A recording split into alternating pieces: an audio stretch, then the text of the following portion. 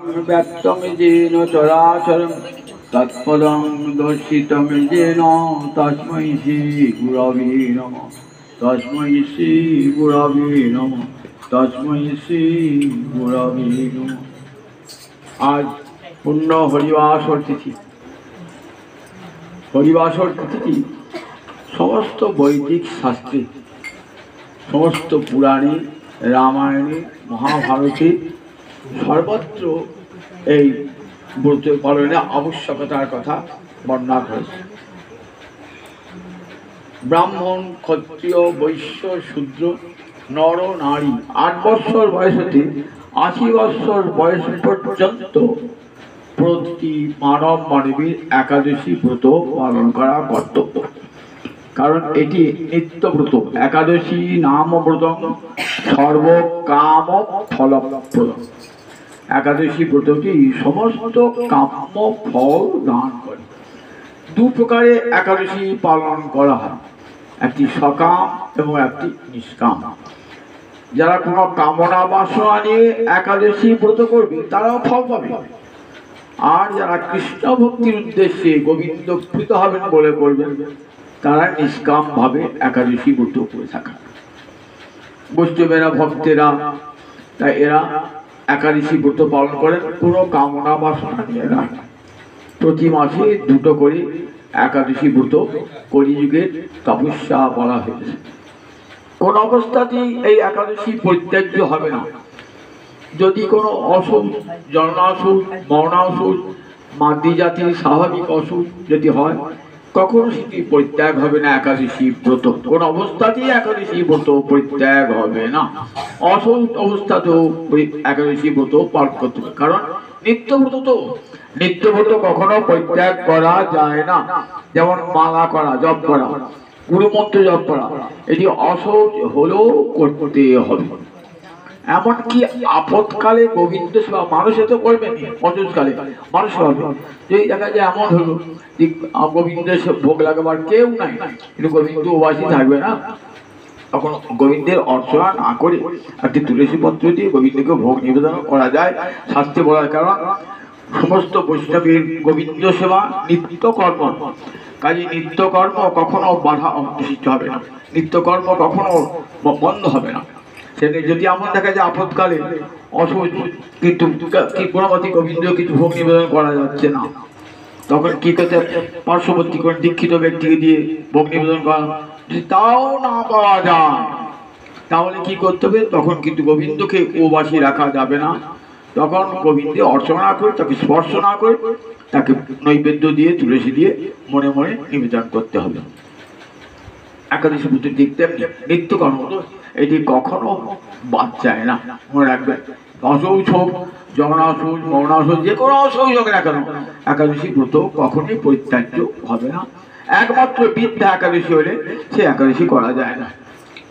আর যদি মহাদ্বাদশী আসে তাহলে তখন একাদশী পরিত্যাগ করে মহাদ্বাদশী ব্রত পালন করতে। প্রতিটি একাদশী এক একটা করে নাম আছে, তো নামগুলি দিয়েছেন কেন?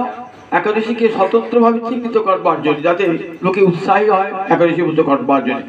যে কোনো একাদশীতেই পাপ মুক্ত হওয়া যায়, কিন্তু এই একাদশীর নাম হলো পাপ মোচনী। নামটি শুনে বুঝতে পারছেন যে একাদশীতে পাপ করলে পরে সমস্ত পাপ থেকে মুক্তি পাওয়া যায়। একটা কাহিনী আছে ভবিষ্যতের পুরাণে। কি কাহিনী আছে? লোমশ মুনি বলছেন রাজা মান্ধাতাকে, কি বলছেন? বলছেন, শোনো, এই চৈত্র মাসে কৃষ্ণপক্ষের যে একাদশী, সে একাদশী মহিমা শোনো। বললেন, কুবেরে একটা সুন্দর উদ্যান ছিল। সেই উদ্যানে স্বর্গের গন্ধর্ব, কিন্নর, কিন্নরীরা এসে বিচরণ করত। সেই বনে এক মুনি থাকতেন, পরম শিব ভক্ত মুনি থাকতেন, তার নাম মেধাবী মুনি। এই মেধাবী মুনি শিব ভক্ত বলে কামদেবের মদনে একটা রাগ ছিল, কারণ মদনকে মহাদেব বশীভূত করেছিল, তো তাই মহাদেবের ভক্তকেও তার প্রতিজ্ঞা নেবার জন্য সে নানান উপায় খুঁজছিল। দেখলেন মুনির ধ্যান ভাঙাতে হবে, মুনিকে যেমন করে হোক রমণীর প্রতি আসক্তি করে তার তপস্যা ভঙ্গ করাতে হবে। তখন মঞ্জু ঘোষা বলে এক অপ্সরা দেখতে খুব সুন্দরী, তাকে দিয়ে নাচ গান করিয়ে এমনভাবে মুনির মনকে ধীরে ধীরে আকর্ষণ করলেন। কামদেব মদন মুনির ভিতরে প্রবেশ করলেন। মুনির তপস্যা নষ্ট হয়ে গেল। সেই রমণীর প্রেমে আসক্ত হয়ে অনেক বৎসর অতিক্রান্ত হল। অনেক বৎসর অতিক্রান্ত হওয়ার পর মঞ্জু ঘোষা যখন বিদায় নেবেন, তখন রাজা তখন মুনির মোহভঙ্গ হল। বলে, তুমি আমাকে কি করেছো? আমাকে এমন পাপ পথে নিয়ে এসেছো, আমার তোমার তপস্যার শক্তি নষ্ট করে দিয়েছো। আমি তোমাকে অভিশাপ দিচ্ছি, তুমি পিশাচিনী হবে। এত বড় অভিশাপ আমাকে দিলেন। তখন মুনির চরণে পড়েছেন। মুনি বললেন, দেখো, তুমি এই পিশাচত্ব থেকে মুক্তি পাবে একটা উপায় আছে। চৈত্র মাসে কৃষ্ণপক্ষে যে একাদশীটি আছে, পাম্মোচনী একাদশী, এই একাদশী ব্রত পালন করে তুমি পাপ থেকে মুক্তি লাভ করবে। মুনি, তারও তো পাপ হয়েছে। মুনি যখন ফিরে গেলেন পিতা চপন মুনির কাছে, তখন বললেন, দেখো পুত্র, তুমি বড় পাপ কাজ করেছো, নিজের তপস্যার শক্তি তাকে নষ্ট করে ফেলেছো তুমি সামনে একটা রমণীর ভয়েতে। বললেন, পিতা, আমি বড় অনুতপ্ত, বড় অপরাধী, বলুন কোন উপায় অবলম্বন করে আমার এই পাপ দূর হবে? তখন বললেন, চৈত্র মাসে কৃষ্ণপক্ষে যে একাদশী পাপমোচনী, সে একাদশী ব্রত পালন করলে তোমার ওই পিশাচত্ব পাতকত্ব সব নাশ হয়ে যাবে, সহস্র গোদানের ফল লাভ করবে এবং সমস্ত পাপ থেকে মুক্তি লাভ করে পুণ্য অর্জন করবে। সেই ব্রত একাদশী ব্রত পালন করে সেই মুনি পুণ্যাত্মা হলেন। আর এদিকে সেই মঞ্জু ঘোষা গন্ধর্ব, সেও গন্ধর্বকে চলে গেলেন একাদশী ব্রত পালন করে মুক্ত হয়ে। এই একাদশী একটা বড় বৈশিষ্ট্য হল, এই একাদশীতে আমলকি একাদশী পরের দিন যে একাদশী না, এই একাদশী অগ্রদ্বীপের মেলা হয়। কাছেই একটা অগ্রদ্বীপ, ওটা মহাতীর্থ অগ্রদ্বীপ। এখানে কে ছিলেন বলুন? গোবিন্দ ঘোষ। কুলায়, অজয় নদীর তীরে কুলায়ে এই তিন ভাই, বাসুদেব ঘোষ, গোবিন্দ ঘোষ, মাধব ঘোষ, তিনজনই ছিলেন সুকণ্ঠী কীর্তনিয়া। এদের পিতা এবং পিতৃব্য ছিলেন কংসারী ঘোষ আর দৈত্যারী ঘোষ, যাকে দিয়ে শ্রীখণ্ডে নরহরি সরকার ঠাকুরের শিষ্য ছিলেন। নিমগাছ থেকে তিনটে মূর্তি নির্মাণ করেছিলেন, তিনটি গৌর মূর্তি। একটি গৌর মূর্তি কাটোয়ায় বড়টি, মধ্যমটি চলে গেছিল বাংলাদেশে, এখন আছে একচক্রা, আর ছোটটি শ্রীখণ্ডী আছে। এই বাসুদেব, গোবিন্দ আর মাধব তিন ভাই ছিলেন। এমনি গোবিন্দ ঘোষ এবং মাধব ঘোষ এবং বাসুদেব ঘোষ তিনজনই কিন্তু রথযাত্রায় পুজো যেতেন এবং কীর্তন আনন্দে মেরে থাকতেন। মহাপ্রভু বাংলাদেশ আসবার ছল করতে রামকেলি যাবেন, পথে আসছেন তো আস্তে আস্তে আস্তে, যেখানে যেতেন সঙ্গে বহু লোক। কে যে খাওয়া দাওয়া ঠিক করে এত লোকে ঠিক নাই, কিছু কি আশ্চর্য, যেখানে যেতেন হরিনাম সংকীর্তন করতে করতে গ্রামের লোকেরা ছুটে এসিয়া আহার্য দ্রব্য নিয়ে উপস্থিত হতো। একটা জায়গায় মহাপ্রভু নাম সংকীর্তন করছেন, বহু লোকের সমাবেশ হয়েছে, তাদের ভোজনের ব্যবস্থা গ্রামবাসীরা করে দিয়েছেন। ভোজনের শেষে মহাপ্রভু হরিতকি খেতেন, হরিতকি মুখশুদ্ধির জন্য। তখন গোবিন্দ বলেন, গোবিন্দ তুমি একটু হরিতকি নিয়ে এসো। গোবিন্দ একটা গ্রামে গিয়ে একটা হরিতকি নিয়ে এলো। হরিতকি নিয়ে মহাপ্রভু খুব খুশি হলেন। পরের দিন আবার একটা ওই ঠিক অগ্রদেবের কাছে গিয়েছেন, অগ্রদেবের কাছে, সেখানে গিয়ে মহাপ্রভু সেখানে বহু লোক সেবা লাগিয়েছে, নাম সংকীর্তন হলো, ভোজন হলো। ভোজন শেষে বলছেন, গোবিন্দ আমার একটু হরিতকি দাও। সঙ্গে সঙ্গে বার করতে বললেন, আগের দিন এত দেরি হলো হরিতকি আনতে, আজ কোথায় এত তাড়াতাড়ি হরিতকি পেলে? বলে, প্রভু সঞ্চয় করেছিলাম গতকালের হরিতকি, আমি খুঁটে বেঁধে গেছিলাম। ও, সঞ্চয় প্রবৃত্তি তোমার যায় না, জানো, সন্ন্যাসীর সঞ্চয় প্রবৃত্তি থাকলে হবে না। গৃহী লোক সঞ্চয় করে সংসারের ভরণ পোষণের জন্য।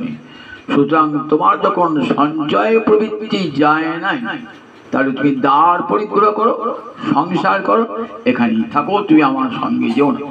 হাও হাও করে কাঁদছেন, অপরাধ বলে, না না কেঁদো না, আমি তোমার সঙ্গে সবসময় আছি।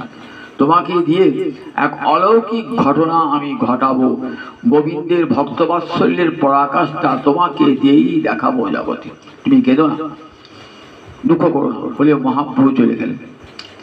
কিছুদিন পরে গঙ্গায় স্নান করতে নেমেছেন, দেখছি একটা কালো পড়া পাটা ভাসতে ভাসতে আসছে। ভাবছেন বড়া পড়ানো কাঠ ফাট ভাবছেন, বারবার ছুঁড়ে দিচ্ছেন। কি যেন বললে যে ছুঁড়ে ফেলো না, দেখো এই এটা কালো পাটা নয়, মরা পোড়ানোর পাটা নয়, এটি শিলা।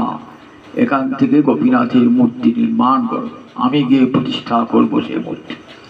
সেটি নিয়ে এলেন, নবীন ভাস্করকে দিয়ে সেই মূর্তি করে গোপীনাথ মূর্তি নির্মাণ করলেন। স্বয়ং মহাপ্রভু সেই মূর্তি এসে প্রতিষ্ঠা করতেছে। মহাপ্রভু এই বললেন, গোবিন্দ তুমি এই গোপীনাথের সেবা করবে, এই গোপীনাথের সেবা করবে, গোপীনাথের মহিমা তুমি উপলব্ধি করতে হবে, প্রাণ ভরিয়ে আদর করে সেবা করবে গোপীনাথে। তুমি এখানেই থাকো আর জানবে আমি সব সময় তোমার কাছেই আছি।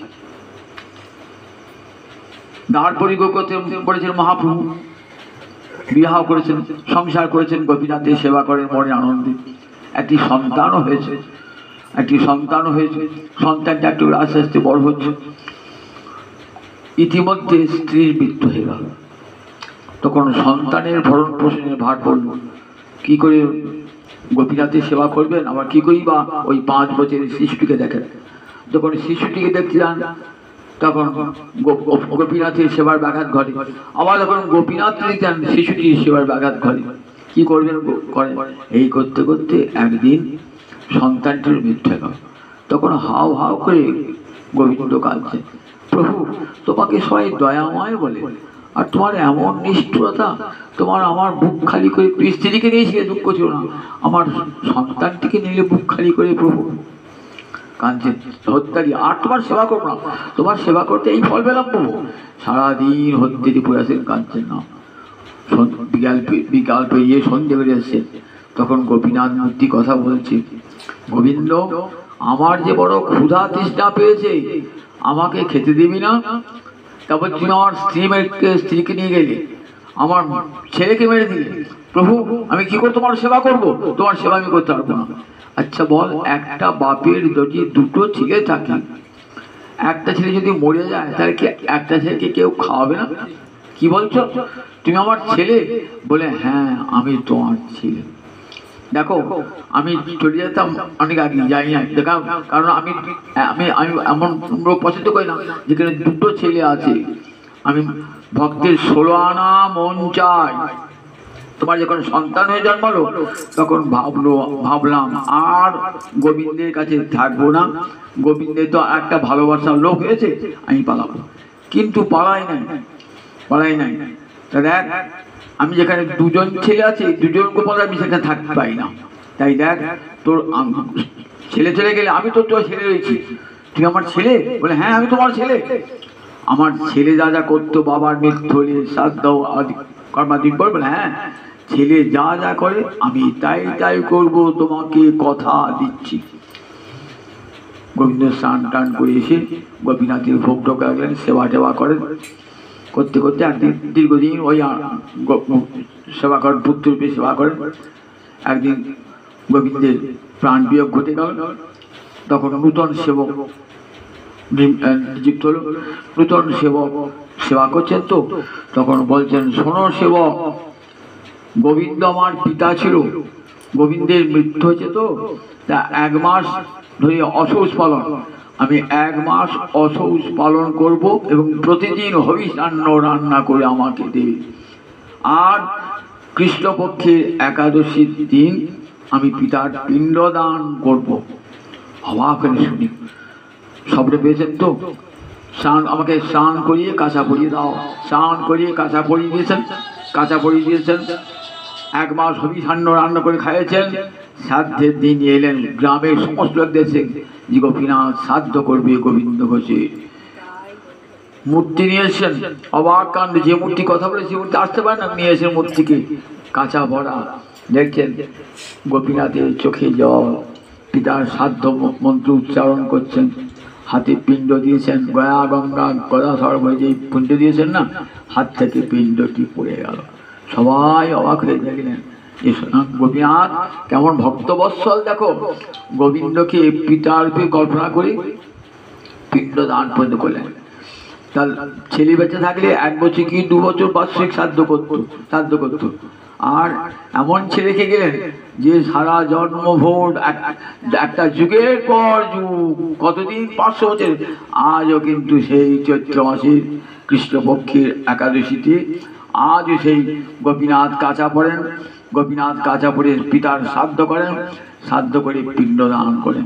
সেই উৎসব অগ্রদীপ হয়, অগ্রদীপ গোপীনাথের মেলা হয়। আর সেই মেলাকে মনে রাখবেন, আমলকি একাদশী পরে যে একাদশী কৃষ্ণপক্ষের একাদশীতে অগ্রদীপের গোপীনাথের মেলা হয়। সেই গোপীনাথের জয় হোক, গোবিন্দ গোচে জয় হোক, সমস্ত ভক্তের জয় হোক, জয় জয় জয়।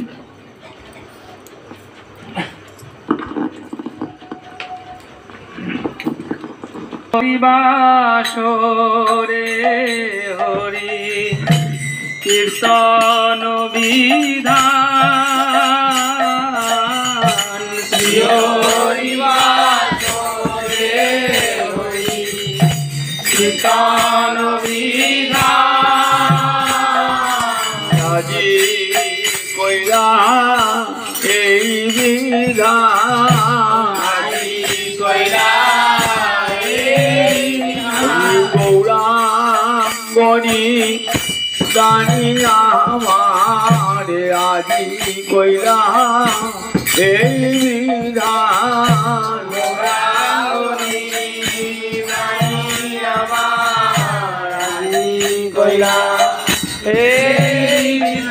হরি নাম মহৌষধি আজি কইলা এই বিধান, নাম মহৌষধি আজি কইলা এই বিধান, কলি হত জীবের লাগি গৌরাঙ্গ জানি আমার কলি হত জীবের লাগি গৌরাঙ্গ জানি আমার, কলি হত জীবের লাগি গৌরাঙ্গ নিদানি আমার, আজি কইলা এই বিধান, শ্রী হরি বাসরে হরি কীর্তন বিধান, শ্রী হরি বাসরে হরি কীর্তন বিধান, নিত্য আরম্ভিলা প্রভু জগতের প্রাণ বাইরে, নিত্য আরম্ভিলা প্রভু জগতের প্রাণ, আজ প্রাণ যে নাচে রে, প্রাণ যে নাচে হরি শিবা স্বয়ংবন মাঝে, প্রাণ যে নাচে রে,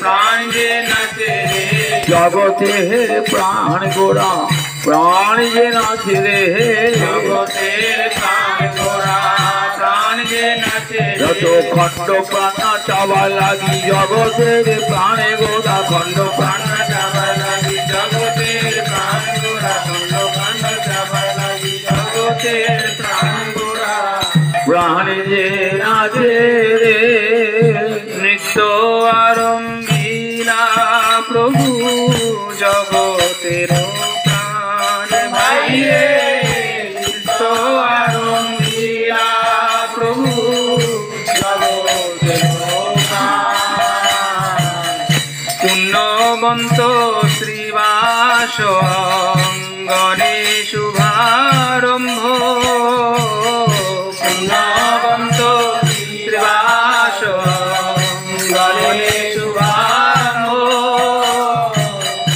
উঠিল কীর্তন ধ্বনি গোপাল গোবিন্দ ভাইরে, উঠিল কীর্তন ধ্বনি গোপাল গোবিন্দ, বলে উঠল রে আজ নামের ধ্বনি, উঠল রে আজ নামের ধ্বনি, শিবা স্বয়ং গণ হতে উঠল রে আজ নামের ধ্বনি, শিবা অঙ্গন হতে উত্তরিয়া নামের ধ্বনি গোপাল গোবিন্দ বলি উল্লয়ে আজ নামের ধ্বনি গোপাল গোবিন্দ বলি উত্তরিয়া নামের ধ্বনি বলি জগৎ জীবকে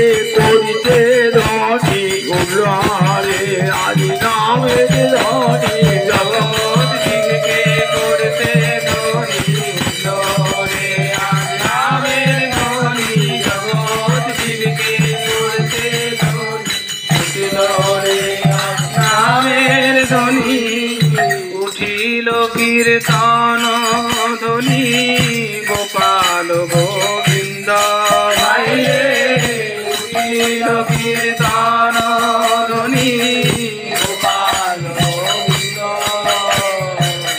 সবার অঙ্গেতে শোভে শ্রীচন্দন মালা সবার অঙ্গেতে শোভে শ্রীচন্দন মালা সবাই গায়েন কৃষ্ণ প্রেমে হয়ে ভোলা ভাইরে সবাই গায়েন কৃষ্ণ প্রেমে হয়ে ভোলা মৃদঙ্গ মন্দিরা বাজে শঙ্খ করতাল মৃদঙ্গ মন্দিরা বাজে শঙ্খ করতাল সংকীর্তন সঙ্গে সব হইল মিচাল বাইরে সংকীর্তন সঙ্গে সব হইল মিচাল ব্রহ্মাণ্ডে উঠিল ধ্বনি পুরী আকাশ ব্রহ্মাণ্ডে উঠিল ধ্বনি পুরী চৌদিকে মঙ্গল সব যায় নাশ ভাইরে চৌদিকে মঙ্গল সব যায় চারিদিকে মঙ্গল শ্রী হরি সংকীর্তন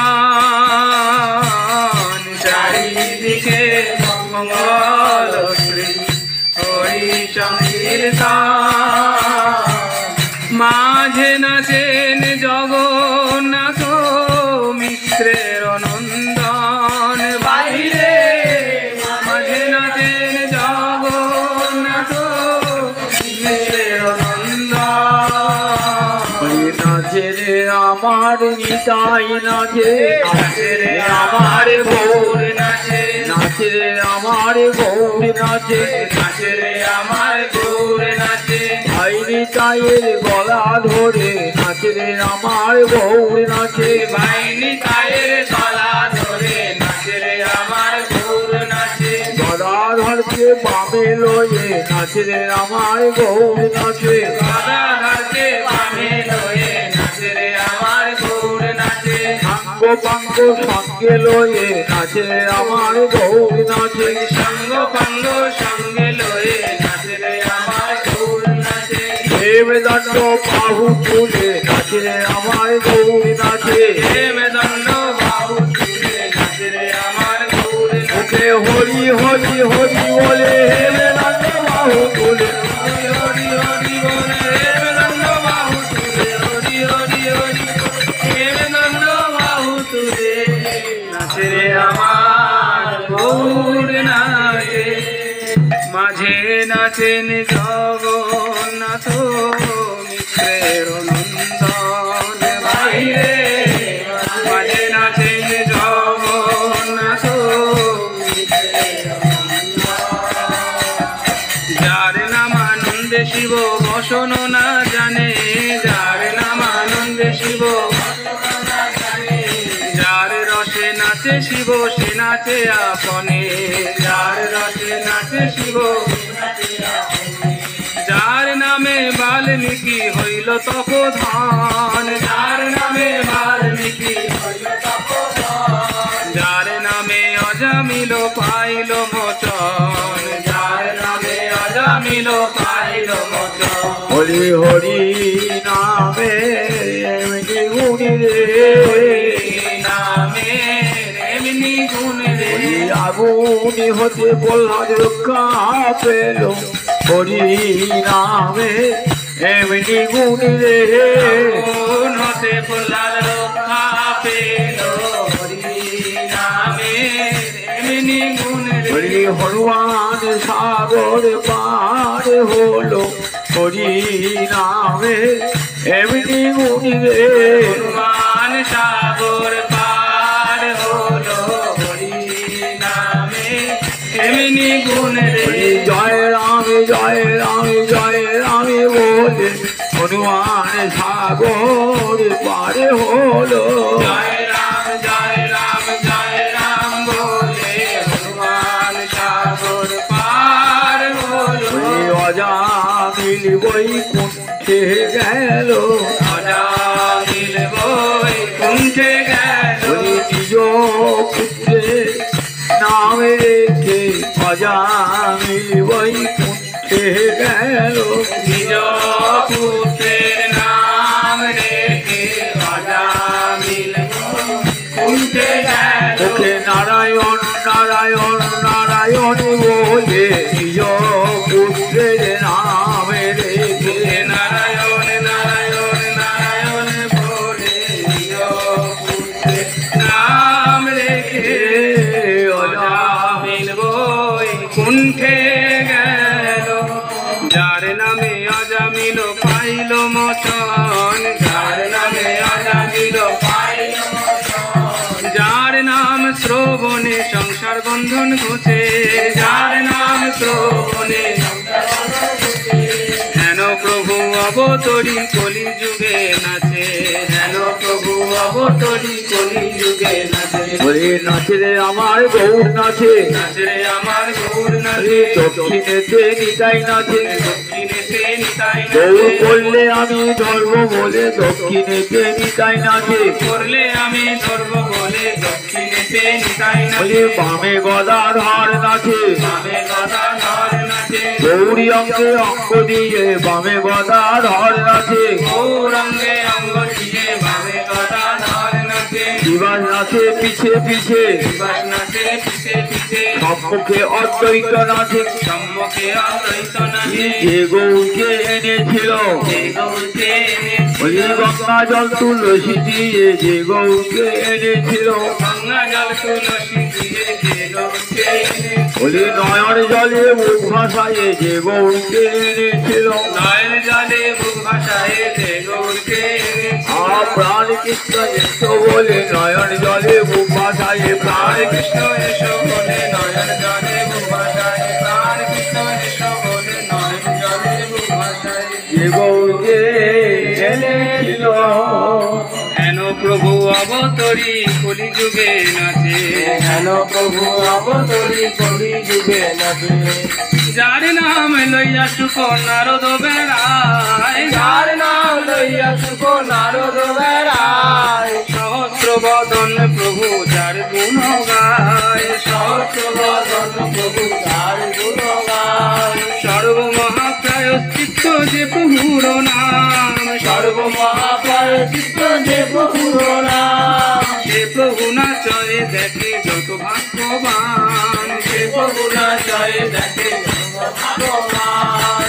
নিজানন্দে নাচেন মহাপ্রভু বিশ্বম্ভর, আনন্দে নাচেন মহাপ্রভু বিশ্বম্ভর, চরণের তালি শুনি অতি মনোহর, চরণের তালি শুনি বাবা বেশে মালা নাহি রহয়ে গলায়, বাবা বেশে মালা নাহি প্রভুর বাবা বেশে মালা নাহি রহয়ে গলায়,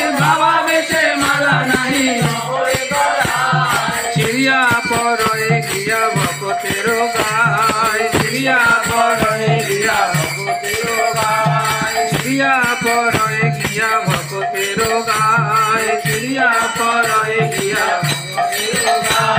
শ্রীকৃষ্ণ চৈতন্য নিত্যানন্দ সাধু যান শ্রীকৃষ্ণ চৈতন্য নিত্যানন্দ বৃন্দাবন দাস তচু পদ যুগে গান বৃন্দাবন দাস তচু পদ যুগে গান গৌর গুণ গান করে গৌর গুণ গান করে বেলুরবাসী বৃন্দাবন গৌর গুণ গান করে বেলুরবাসী বৃন্দাবন গৌর গুণ গান করে নারায়ণী নন্দন নারায়ণী নন্দন বেলুরবাসী বৃন্দাবন নারায়ণী নন্দন বেলুরবাসী বৃন্দাবন নারায়ণী নন্দন চৈতন্য লীলার ব্যাস নারায়ণী নন্দন চৈতন্য লীলার ব্যাস নারায়ণী নন্দন গৌর গুণ গান করে গৌর গুণ গান করে নিতাই চরণ হিয়ায় ধরে গৌর গুণ গান করে নিতাই চরণ হিয়ায় ধরে গৌর গুণ গান করে নিতাই চরণ হিয়ায় ধরে গৌর গুণ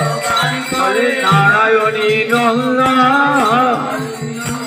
শ্রীকৃষ্ণ চৈতন্য নিত্যানন্দ চাঁদ যান কৃষ্ণ চৈতন্য নিত্যানন্দ চাঁদো যান বৃন্দাবন দাস তছু পদ যুগে গান বৃন্দাবন দাস তজু পদ যুগে